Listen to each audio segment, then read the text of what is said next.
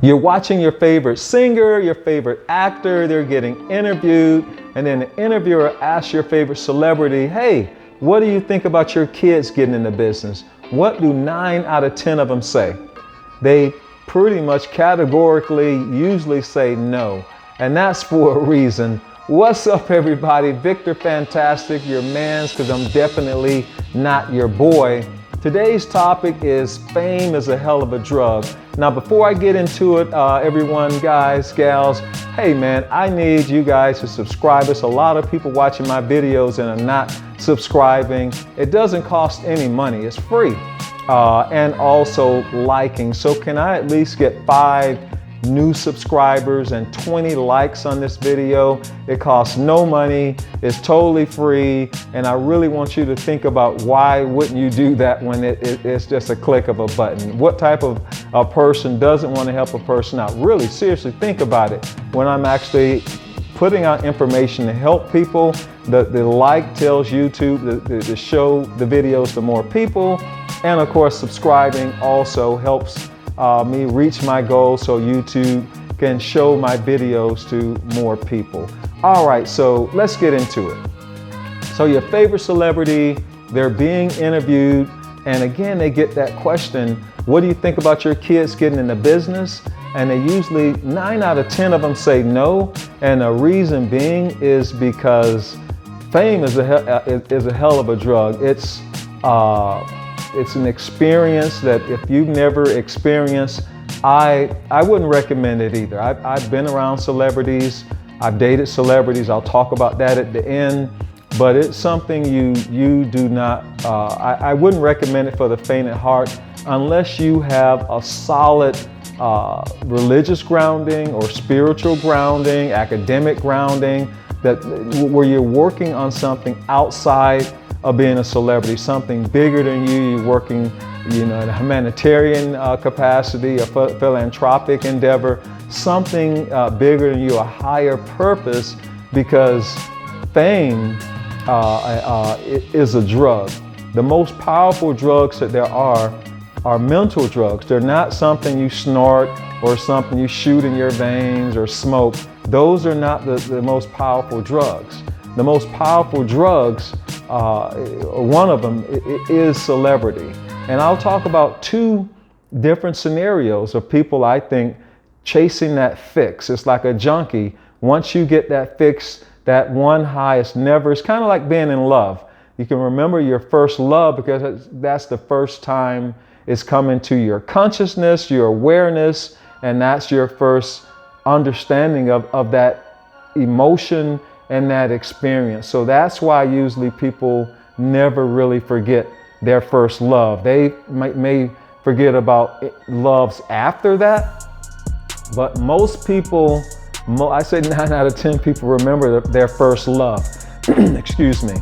So 2 ends of the scale of these people, of people chasing that. One of them is Britney Spears. If you remember earlier this year, Britney Spears got married, and all over the news, Britney Spears' ex-husband, one of her ex-husbands shows up the day of the wedding and gets into the mansion that she was getting married in and gets arrested. Now this guy's name is Jason Alexander, and Britney Spears and Jason Alexander were married back in 2004. 2004, so that's 18 years ago, and they were only married for 55 days. So they were married back in 2004, 18 years ago, for only 55 days. And he never overcame that. He never overcame being married to a celebrity. And I would dare say that has haunted him, because he's not surrounded or not grounded in something of a higher purpose, and also probably not surrounded with a support system to aid and assist him from that experience. And I think like you have AA for people overcoming alcohol addiction, they really, and that's why you always hear about celebrities going into rehab. You hear about all of these big time celebrities taking drugs because they get to a point where the mind actually doesn't shut off. Like people I've read about, like Michael Jackson, Prince, they were taking different drugs because they couldn't sleep. And I've worked on, I'll get into that in other videos, certain projects, commodity deals, $1 billion, $1 trillion deals. And there are $1 billion and $1 trillion deals where you can't sleep. So once you get as big as those guys, and wherever you go, people adore you, people love you, it's something that, it's a drug that overwhelms you, it overtakes you. And again, unless you are a religious person or a spiritual person, you just can't overcome it. It overcomes you, it overtakes you, it becomes you, the thing itself becomes you. And that was the case in Jason Alexander, because it's not totally rational, right? So he's living in a delusion, in his mind. He's delusional, he's illusional, in his mind, wanting to be with Britney Spears. And he was saying, well, me and Britney will always be together. And Britney Spears has had babies with Kevin Federline, been married a couple times since this guy, and has long probably forgot about the guy 18 years later. Is an echo of a memory, a shadow of a fleeting memory for her, but in his mind, is front and center in his mind. So to encounter these people and to date these people and experience these people, or to be these people, it's something I wouldn't recommend also for the faint at heart. I really wouldn't recommend it unless a person is really grounded and again has something bigger than them that they're working on. Now on the opposite, so let's say Jason is on this side of the scale, where it's kind of a no-name, doesn't have a lot of money, just experienced a celebrity. On the opposite end of that, we have a wonderful, great demonstration playing out right before our eyes in real time, and that's Kanye West. What's happening with Mr. West? So Kanye West has all of the physical attributes that anyone could ever want for the most part. He has access to pretty much most dignitaries, or had access to the heights of the highest realms in the world, and yet that wasn't enough for him. To be a billionaire wasn't enough.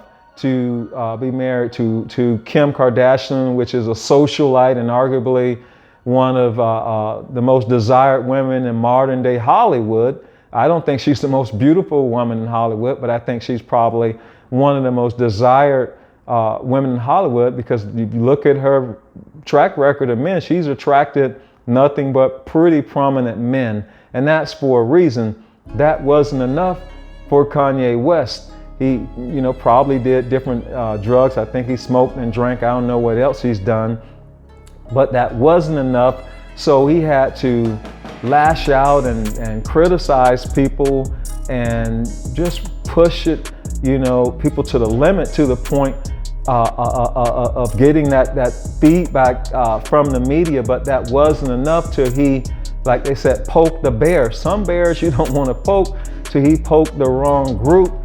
And maybe that's the fix he needed, but he's chasing arguably the biggest hip hop star of all time. I mean, that's obviously semantic and in the mind of the individual, but he's had all of that, and that wasn't enough. That wasn't enough. And both of those guys, they're chasing the same thing.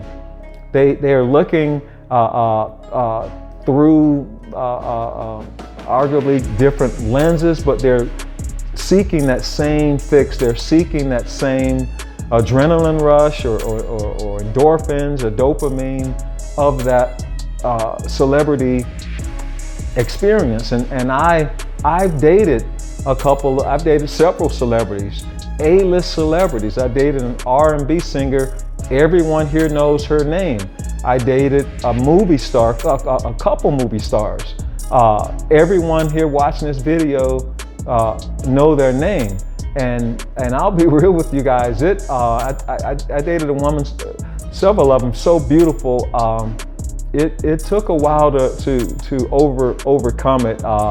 it was it's tough when you have those experiences, and at the level that they were at, well, I'm not as famous as a whole lot of guys. I'm pretty much not even on the radar, but they chose me and I chose them. They genuinely had a genuine interest in me. One of them I could have married, really wanted me to marry her. It just wasn't the right timing for me. But to have those experiences, it took me actually some years to overcome just that experience, because you're comparing, like, you know, women that I've dated to them, and then those experiences, and you feel like, okay, well, this person doesn't even care. So it takes a long time to overcome that. And for me, the main impetus in my life has always been consciousness.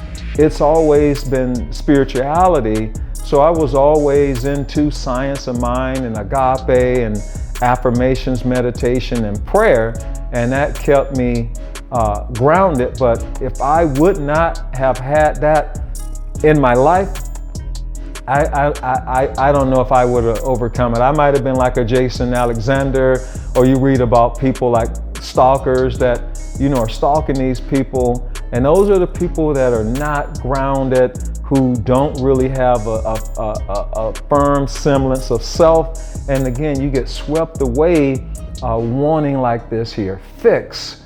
So I would not recommend it for the faint at heart to go to Hollywood either. I wouldn't recommend it, or to get into the music business, because Hollywood isn't, and I'll do another video on the history of Hollywood and why I left Hollywood. And I left on my own accord. I lived with a couple of celebrities, and it's a different experience. It's something like what I've experienced. It's like I feel so blessed. It's like my life. I was telling my sister and my brother-in-law, they were like, wow, you know, and my sister, she's modeled all over the world, won beauty contests all over the world. It's not for the faint at heart. I would not recommend it unless, and my sister is spiritual also. We were raised that way. But if you don't have that first in your life, you will get swept away. And that's way more powerful than any drug you can shoot up or snort or drink or sniff or any of that stuff. Fame is a hell of a drug. It's a hell of a drug. And I would not recommend it to the faint at heart. All right, everybody, that's today's video. I hope it was informative. I hope you learned something. I hope you're motivated to be the best version of yourself, because ultimately, that's what I'm all about. Now, I want to show you guys something very special. It's wrapped up in aluminum foil for a reason, but this is something I'm going to be bringing to you guys that I think will change your life for the better. And I want to give you guys a little homework right now, and whoever can solve this Kovacs cube, this Kovacs box, this Rubik's Cube, I'll send you this here. I'll send you this here, but I'm not going to tell you what it is just first. But if you can guess correctly, why did I choose the name I chose? My first name is Victor, but if you can guess why I chose Victor Fantastic, I'll send you what this here is, and it will change your life. All right, everybody, have a wonderful day. Victor Fantastic. I'll see you on the next video.